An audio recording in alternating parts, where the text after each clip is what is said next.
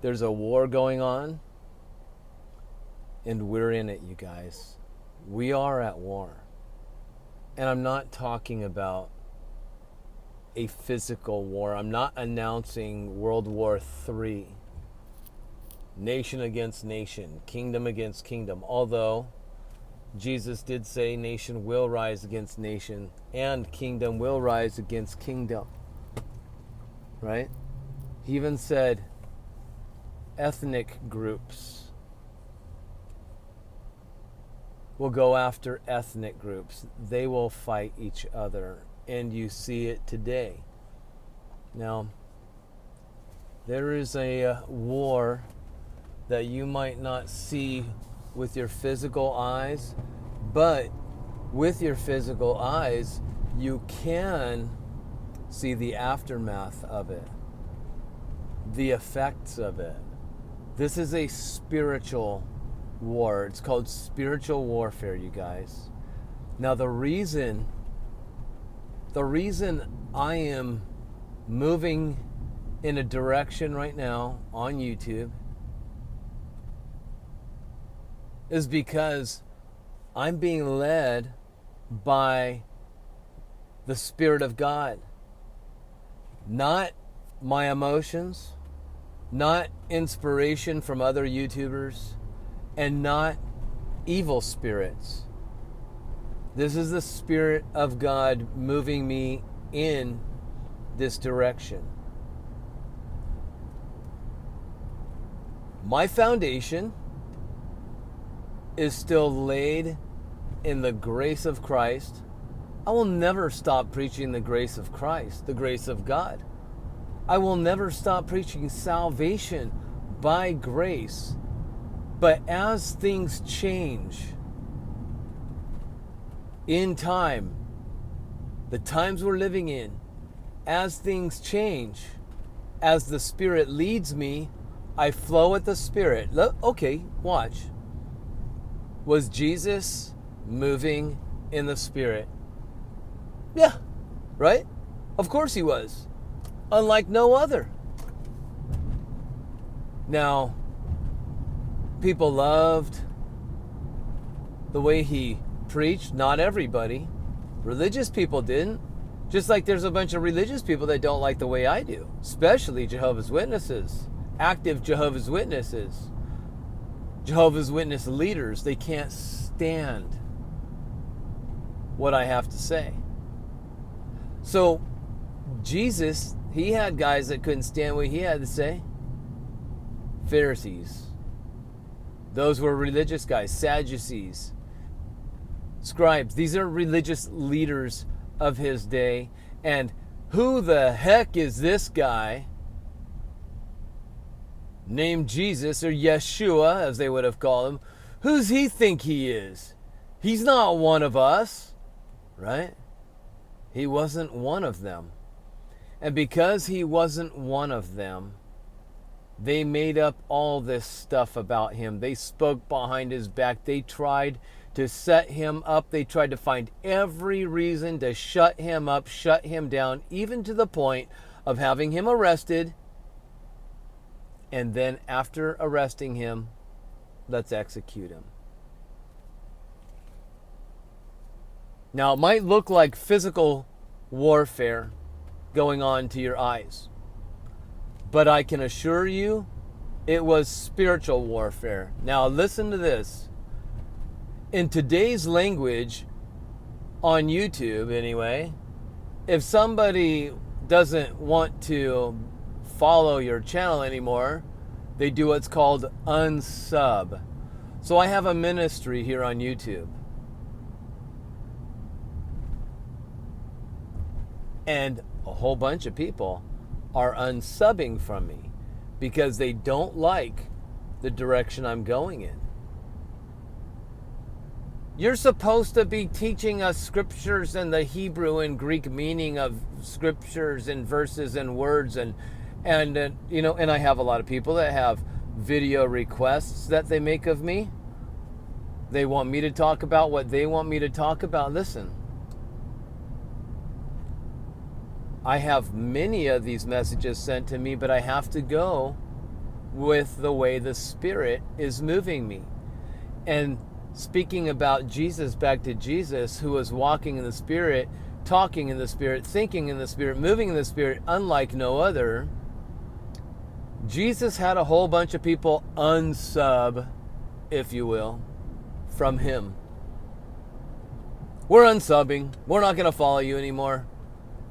It's when he started teaching things that, wait, this is different. What are you doing? This is different. We want our ears tickled. We want to hear you tell the Pharisees off. We like it when you tell the religious guys off. We like it. We like when you explain the meaning of scriptures. But then Jesus changes something and does something that offended so many people that he even had to ask his 12 best friends, do you want to leave me too? Are you guys going to go too? Jesus says something about eating his flesh and drinking his blood, and you got to do this if you want to enter into my kingdom.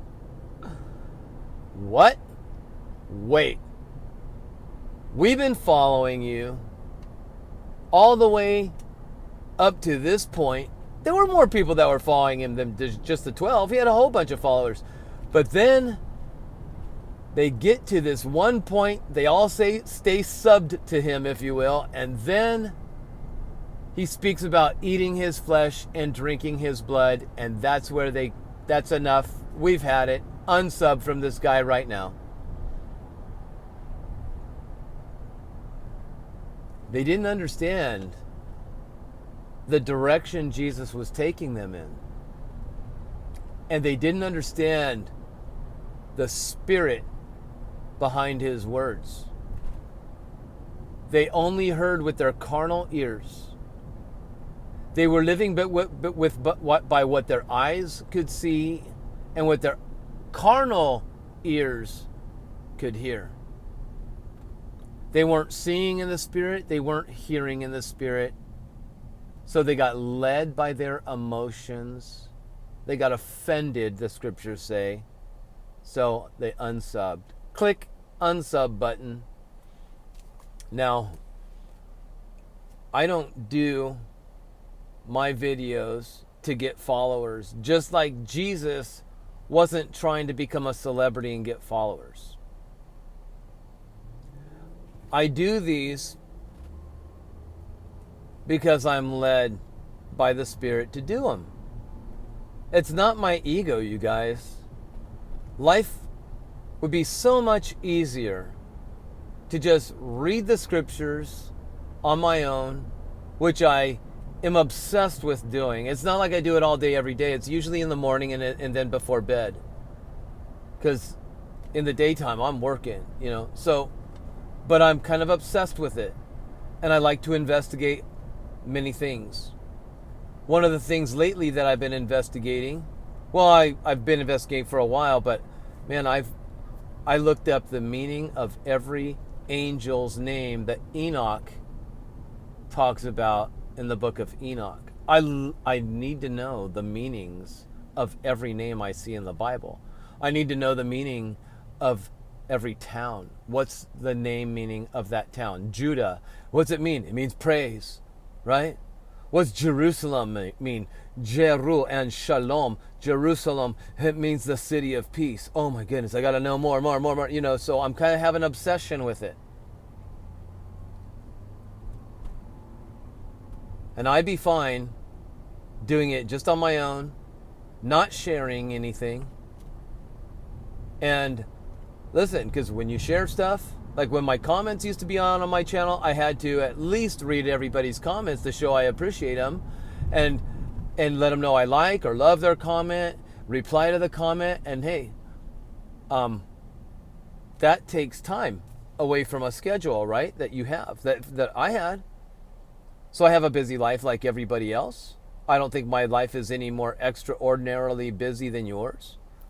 I have a very, some people call it disciplined. I just say it's this habit that I've formed and I repeat it every day. It seems disciplined, because I get up early. I try to go to bed early, although I do get messages beyond the time I want I want to go to sleep. I get messages past that. But I do shut my phone off.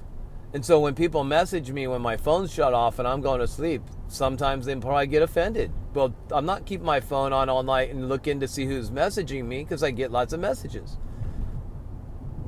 Now I don't get the YouTube messages for a reason. I have a reason. I have my reasons. And it is spirit-led reasons that I'm doing this. But I do have my email is still available and such, so I get a lot of messages and all that. And I'm telling you, it can be a lot to try to answer people's messages. Get up early in the morning like I do. I do what I call food prepping. I make a few meals that I bring with me on the road every day because I eat frequently. You know, that's how I do it. I'm a frequent eater. You know, but I eat healthy. I'm very strict about my diet. I'm very strict about my workouts. I want to do everything as perfect as I possibly can. Even in my thinking and my doing, I have decided I want to do the best I can. I'm not saying I'm going to act perfect, but I sure do want to do the best I can with everything. I've made a decision, you know, and probably should have decided it years ago. I always wanted to and tried, but I'm really disciplining right now and trying to be in tune with that spirit-led. So whether it's videos, whether it's what I'm doing. So I have a tight schedule. I do all this stuff in the morning, takes me a couple hours. I get ready. I go train at the gym. That takes some time. I don't sacrifice my Bible reading to read messages and all that.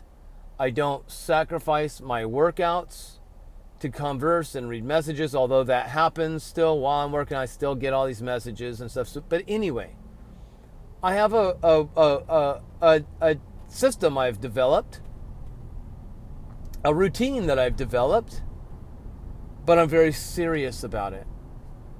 And I'm very in tune with what I'm doing. Very. So,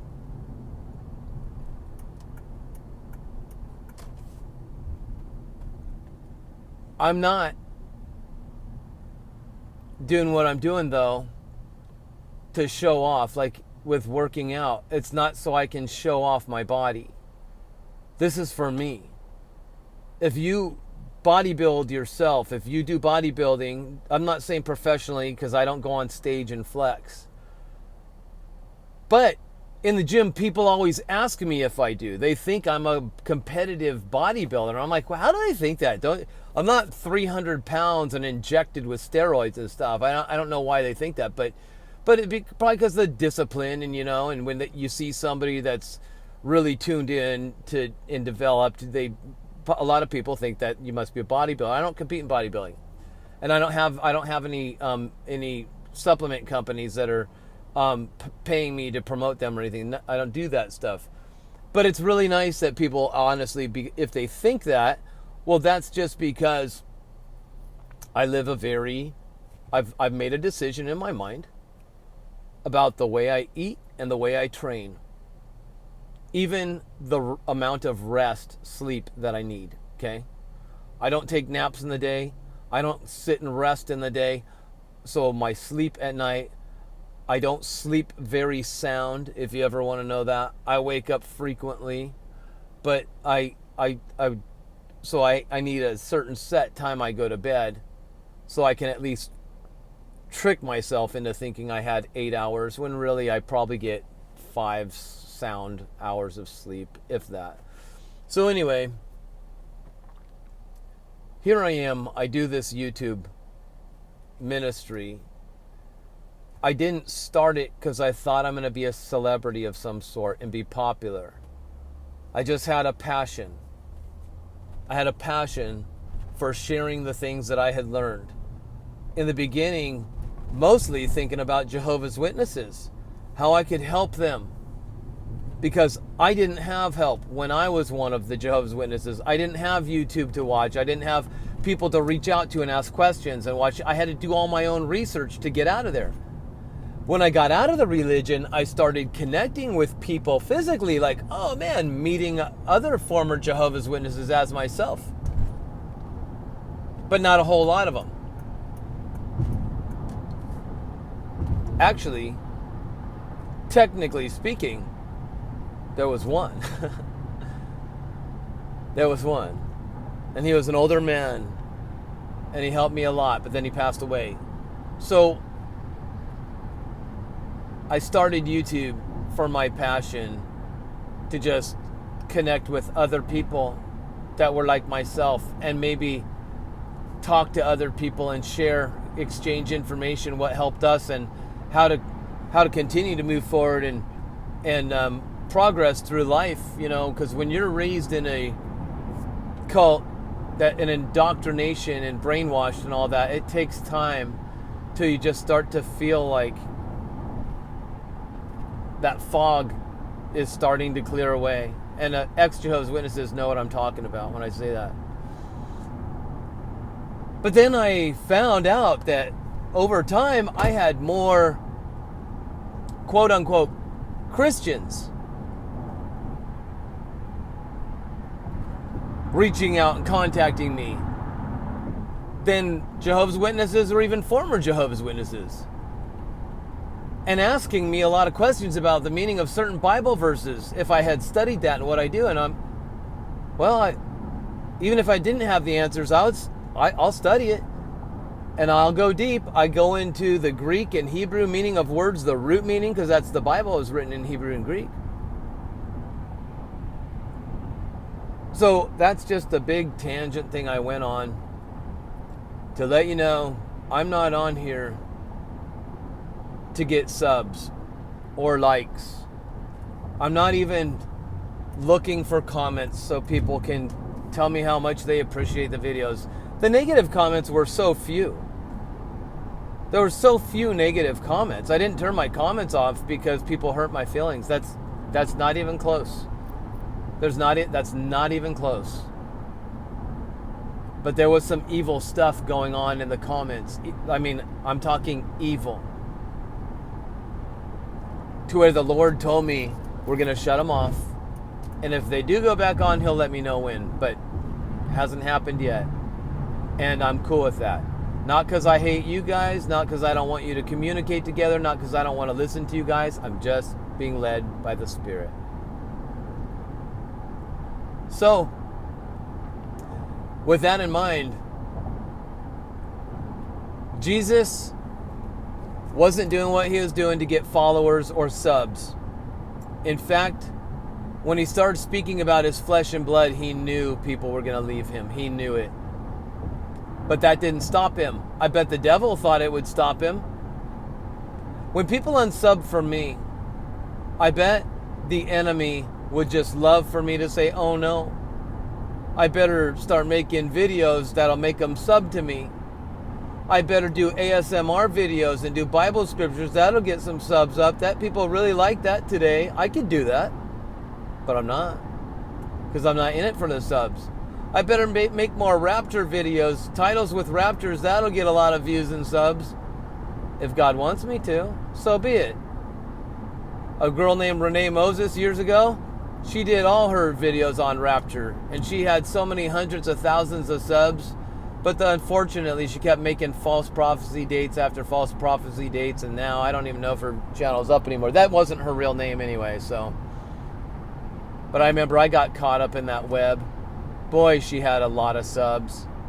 Too bad she was being a false prophetess. Too bad for her. Maybe she meant well, but false prophesying, which is serious business. Doesn't mean God's going to kill you, although in the old covenant times, yeah, he'd kill you. New covenant times, well, he's not going to kill me anymore, so I can make all the false prophecies I want because he's not going to kill me. So are you just staying loyal to your wife so she won't kill you? Are you just trying to do good in school so your teachers won't kill you? Are you being nice to people so they won't kill you? If you are, I feel sorry for you. So anyhow,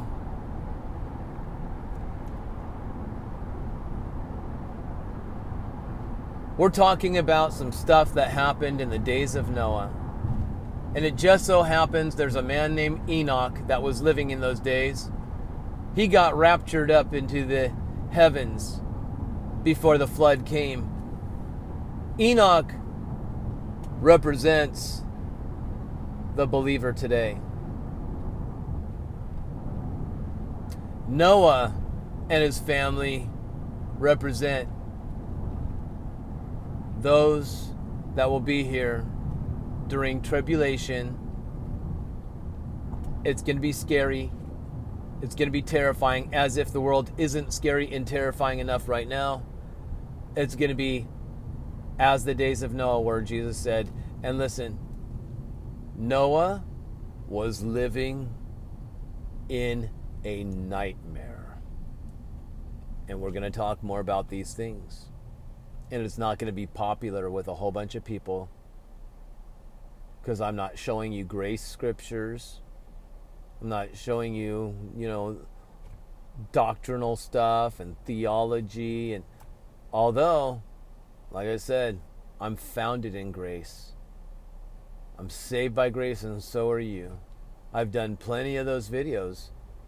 They're not going to stop. God's grace is always going to be in my messages. But if he takes me into a certain direction, which he is right now, and it offends people, so be it.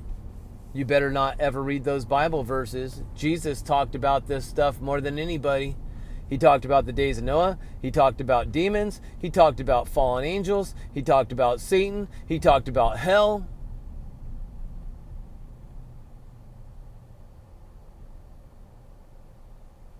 And he would have got unsubbed by the offended ones that do that today.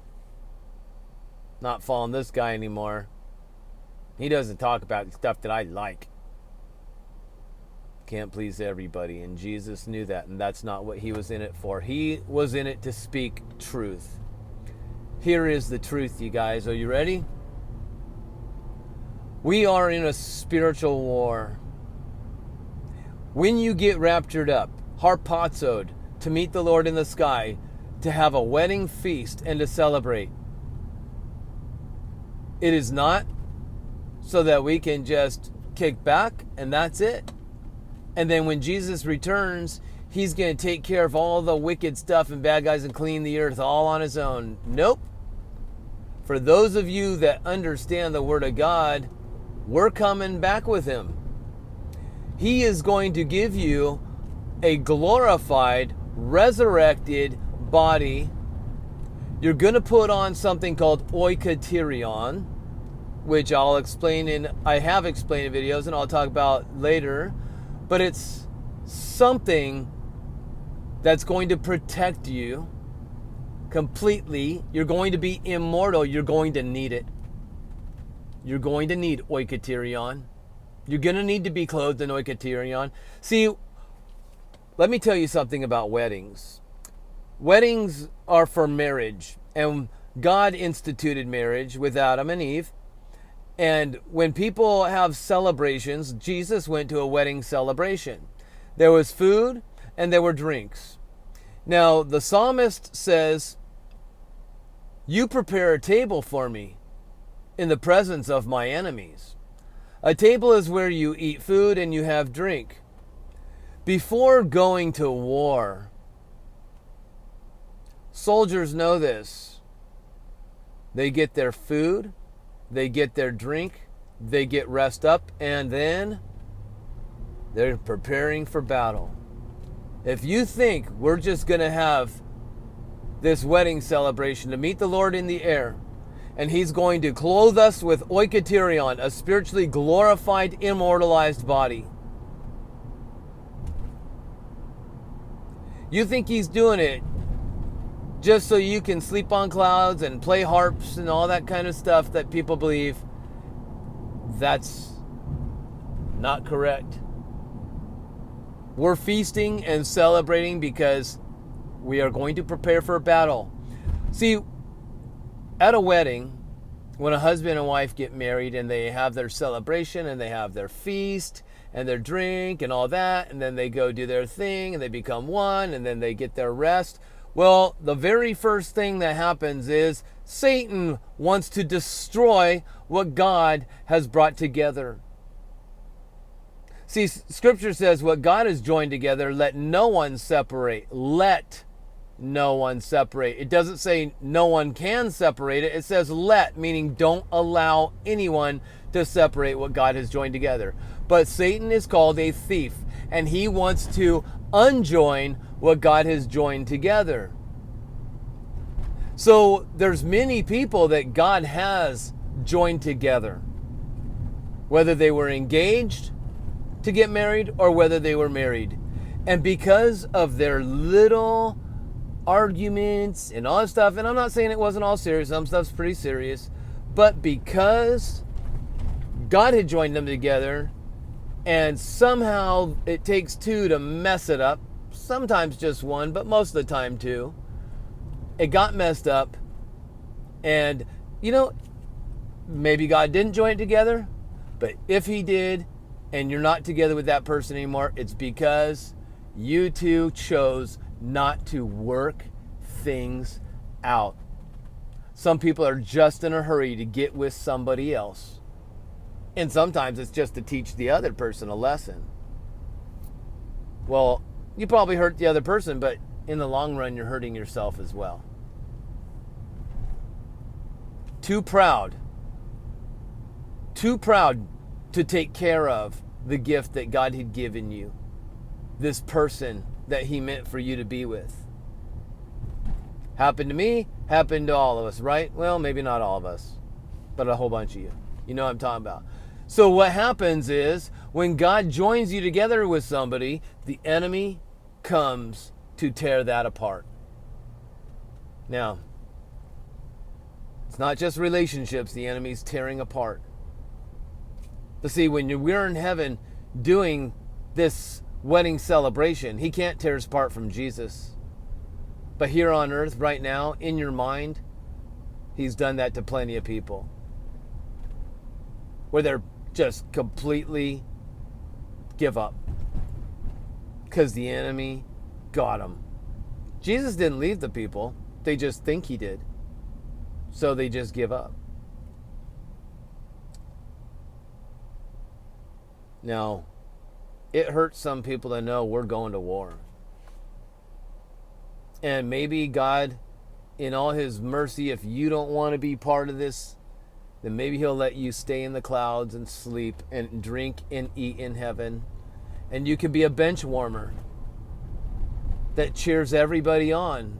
Like they do at football games. They sit on the bench. They call them bench warmers. They cheer everybody on. But also, they start to, especially when they drink a whole bunch, because heaven will have food and drink, right? When they drink a whole bunch, they start becoming know-it-alls. They shout at the football players, "You should have done this, you stupid idiot. Weren't you paying attention? Ah! Didn't you see that guy coming? You should have moved that way. Oh, you should have thrown the ball like this." They're the experts. They're the bench warmers. All they know to do is shout from the benches instead of get down there in the game and show everybody how it's done, since you know how it's supposed to be done. And you got a whole bunch of bench warmer, quote unquote, Christians today. They know what everybody should be doing and how they should be preaching and what kind of videos they should be making. Well, why don't you show us all how it's done then? Right? Now listen, I'm just being honest. Some people don't like it because that doesn't do what's called tickling their ears. How dare you not tickle my ears? I'm not in the ear tickling business. You got plenty of Christians that are in the ear tickling business. So if you want to watch the ear ticklers, go ahead. I'm also not here to destroy your hopes and dreams or get you to question your salvation at all. No way. No way. All that does is put a person out of commission. That won't make you a warrior. Too many preachers think if they just instill enough fear into people, it'll get their butts moving for God. No. It might work on some, but most of the people, you're doing damage to them. That's idiot thinking. Idiot thinking. You do not know what covenant you live in. You are not getting people prepared for a war like you think you are. You don't beat up your soldiers before they go to war. You don't starve them, beat them, tell them how good for nothing they are, hoping it'll make them fight harder. Maybe it worked on some, but that's not Jesus.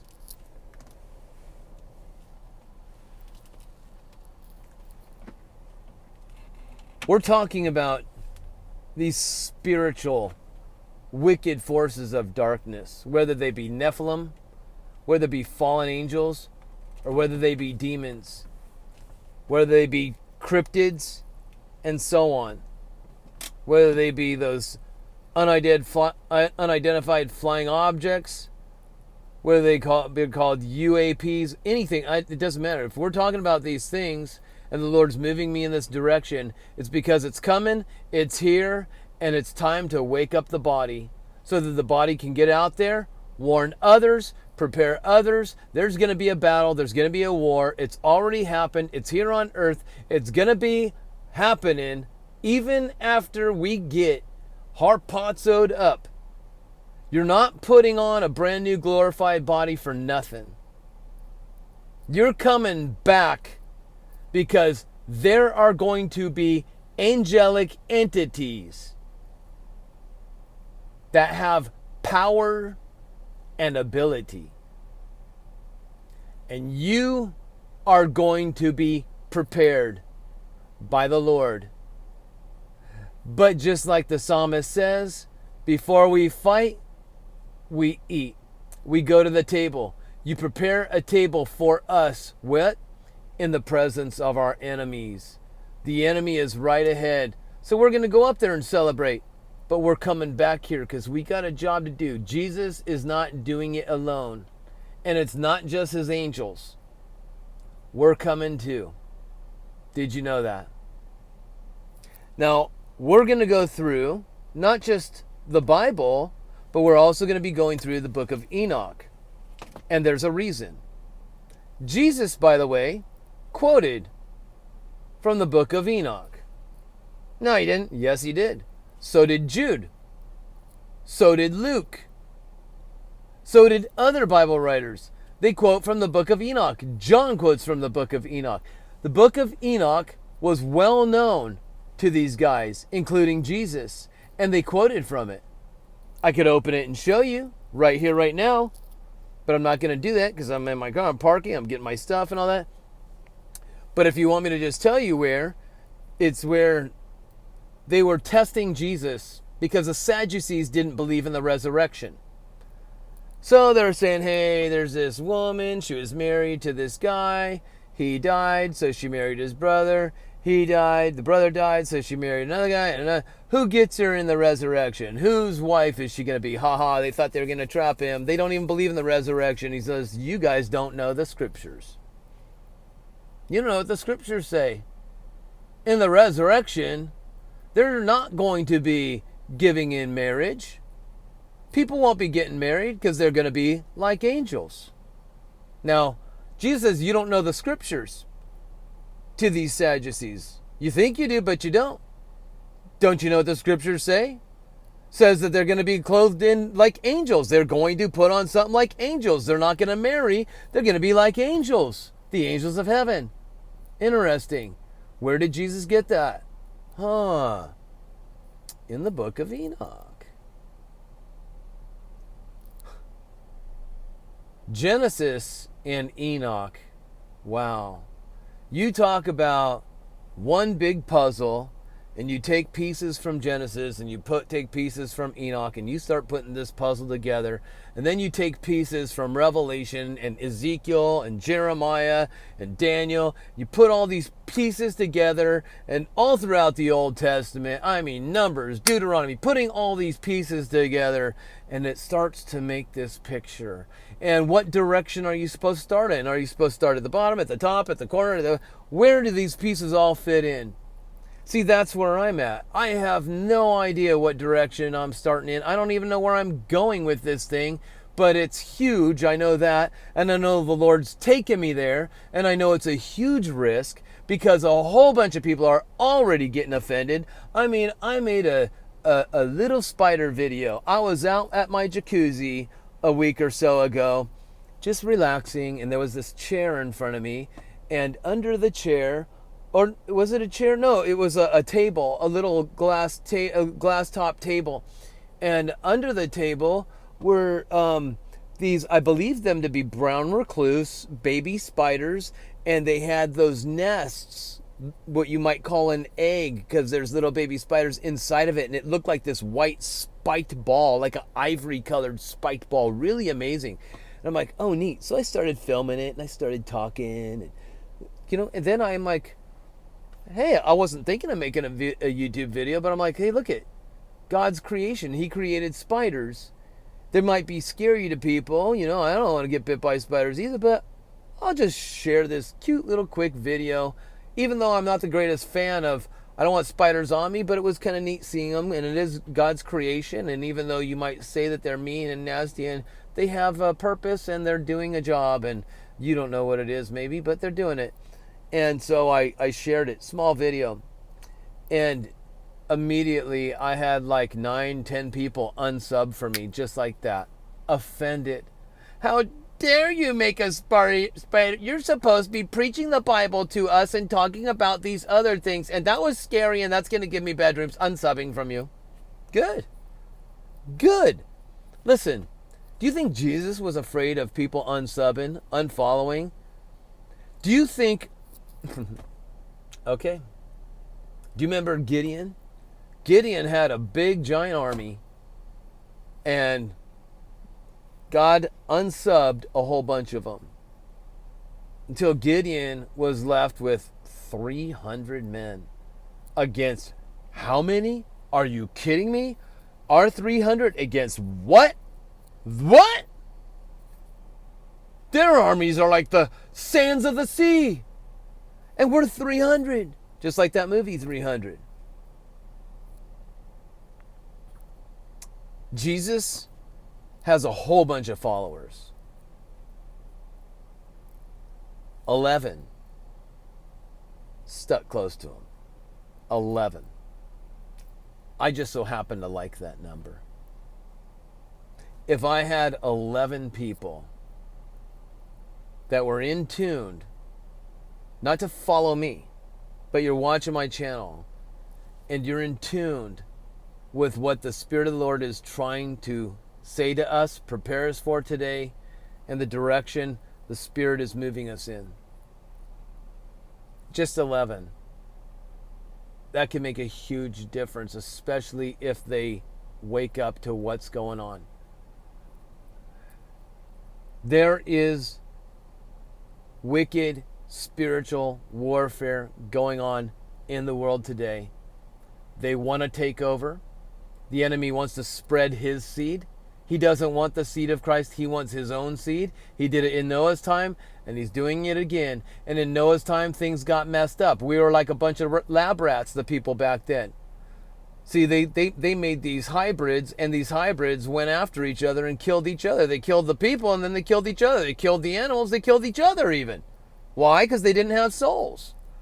See, man, God breathed into man's nostrils, and it says God spirited. He ruached into the man's nostrils, and the man became a soul. So the spirit went into this body and created a soul. Men are unique. They have souls. But these creatures that we're going to talk about, I'm going to share these things with you. They didn't have souls.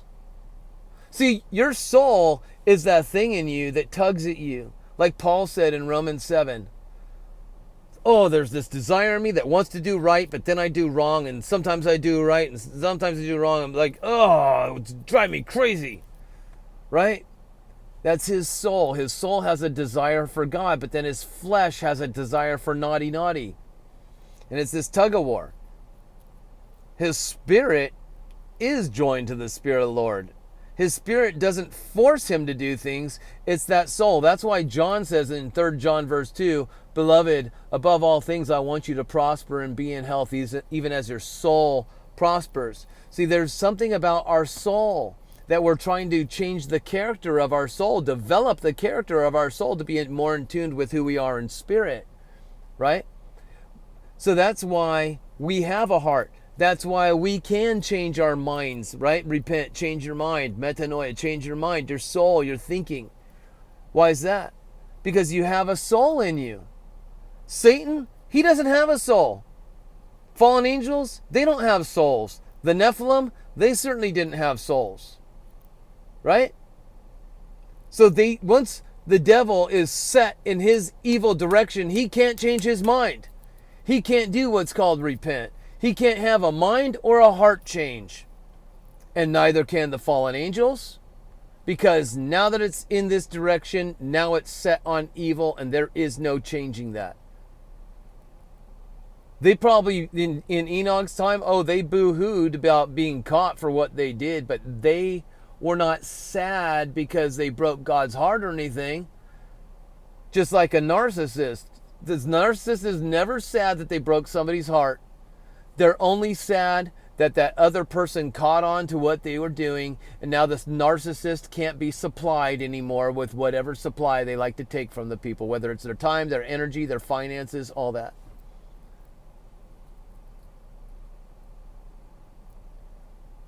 The devil, it's impossible to change him. Fortunately for a narcissist, since they're human and they have a soul, they can change. It's really, really, really difficult to get them to. It's super difficult.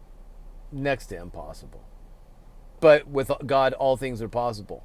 But with the devil, with the fallen angels, with the demons, and with their hybrid sons and daughters, Nephilim, they don't have souls. So they're doing experiments on people today. The stuff that they did back then didn't work out so well. And having huge giants walking around the earth and all that, it didn't work back then. It's not going to work today, even though there are giants still today. If you do your investigating research, you'll find out, yeah, they are. But there's all kinds of different things. They're small, they're big, they're hairy, they look like animals. A hybrid's a hybrid, whether it be an animal or human-looking thing. But if it comes from the fallen, it's hybrided. That's what Nephilim is. It's hybrid. That's today's language, a hybrid, a mixture. The fallen angels, they did stuff to animals. They did stuff to fish. They did stuff to birds. They did stuff to people. Nephilim. But then, the people, Nephilim, were worshipped as gods and kings. And they had their own pets, just like people like pets. People like having guard dogs. Well, there you go. Maybe that's what a Sasquatch is. Maybe that's what a dogman is. Maybe that's what all this cryptid stuff. Maybe they're just their pets. Some of them, I'm sure, were food for the Nephilim, because some of them got real big. So let's make a megalodon shark. Let's make some dinosaurs. Ooh, a good brontosaurus. That would be a good meal for our children. Let's get those things. It's in Enoch. Jesus quoted from that book. If you're offended by it, then bye. Don't watch, don't listen, because you're going to hate the direction we're going in. I'm not going to say it should be in the Bible, but I'm also not going to say it shouldn't be. I'll leave that up for you. But it is a great history book. It is a great history book, and Jesus, he trusted it for its history, and so did Jude, and so did Luke, and so did John, and so did Mark, and others. So, these fallen angels, Genesis says that the Nephilim were on the earth in Noah's time, but then they returned even after the flood. And Jesus said, as the days of Noah, so will it be also before he comes back. This earth You think it's a nightmare now? This isn't fear, indoctrination, it's just the truth. They're going to be living in a nightmare in the Great Tribulation. Just be glad that you don't have to be there. Just thank the Lord. Thank the Lord. But you know what? Have mercy, have pity, have grace for those that are going to be here. And that's why I'm doing these videos. Because there's going to be a bunch of people that are going to be here. And they might not be knowing what's going on. And hopefully somebody that watched this that might be still here might say, hey, listen, there's some stuff that I got to share with you. The devil has a huge interest in this earth. In the book of Job, God says, what you doing? He says, walking to and fro over the earth. Why? What's so important about this earth? Science has you believing that we're just a little speck amongst billions of galaxies and universes and all that. We mean nothing. Devil wants you to believe that too, because he wants to take this place as his own. This means something to him. Remember, this is God's throne. It's like a footstool, part of the throne. God sits on his throne in earth. That's where he rests his feet, man. That's an amazing thing.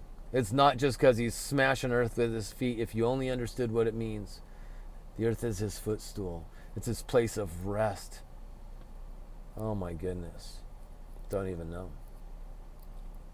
So we need to talk about these things because we are at war, and it is spiritual warfare, my friends.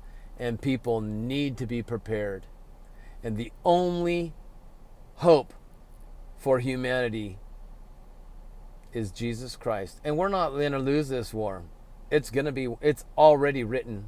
It is done. It is won. But you might not see it yet. The enemy knows he has a short time, and he thinks he can win. How, why, what, don't know. Don't care. I don't want to know the mind of the enemy. I'd rather know the mind of Christ.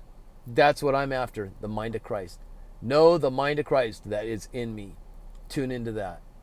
I don't need to know the mind of the enemy. If I got the mind of Christ, then I'm taken care of, and so are you. Because he's the answer. That's why I have such a passion for these things, you guys. Because as a former Jehovah's Witness, I see what people do when they listen to the enemy. They all have one thing in common, these cults. They change the identity of Christ. They don't want you to know who Christ is because they don't know who Christ is because they're listening to an evil spirit instead of the Holy One. And that evil spirit teaches them false things about Christ, and they teach their followers that. So that the ultimate goal is that you won't know who Christ is in you, so you won't know your identity with Christ in you. So you can't make a difference in this world. You'll rely on religious efforts to get you by if you're a believer, and the enemy's just fine with that. So you can go to Christ and say, Lord, Lord, didn't I do all these great things? And he says, I never knew you. How's that? Didn't I perform for you? Well, in a marriage, Christ says, see, in a marriage, the husband tells the wife, my eyes are yours, my ears are yours, my hands are yours. And the wife says to the husband, my eyes are yours, my ears are yours, my hands are yours. Do you understand that? We tell Christ all the time, Christ, I give you my eyes, I give you my ears, I give you my hands, I give you my feet. But do you ever accept the fact that Christ says to you, I give you my eyes, I give you my ears, I give you my hands, I give you my feet. No, no, no, no. Religion can't handle that. No, we're supposed to be a sacrifice to you. No, Christ says, it's an exchange. That's what a marriage is. But you know, when Jesus says, I never knew you, that word he uses for new, gnosko, it's a marriage word. It's an intimate word. It's not head knowledge. It's marriage. It's covenant. I never knew you. You didn't intimately want to know me. You wanted to perform for me. But you never let me give you myself. You never received me. It was all about what you're going to do for me. And he doesn't play that way. Religion does. Religious people do. And the enemy loves you to do that. Right? But when you realize who you are in Christ, and you discover what he has given to you, and you learn how to use it, you'll be so active, you won't need to say, Lord, Lord, Lord. God's going to tell you, check out these awesome things you did for me. Instead of you telling God, check out these awesome things I did for you. All right, I'm going to get going. See, that's religion, you guys. That's the ultimate goal of the Jehovah's Witnesses religion and all the others, to get you so far away from the identity of Christ. You'll never know who he is, truly who he is, so you'll never know who's living inside of you, who is joined to your spirit as one spirit, what you've been given, and then you won't learn how to use it right here, right now, and make a difference in this world. Because the enemy knows he has a short time to get things done. All right, you guys, that's it. I love you. God bless you. Sorry for the long message. Hopefully it benefits you. We're going to continue in these things, and do what you will. Unsub, sub, whatever you're going to do, doesn't matter. Doesn't matter. I am going to go with what the Spirit shares with me. I'm going in that direction, and it's not going to get stopped unless the Lord himself stops it. So, love you. God bless you. See you all next time. Have a great one.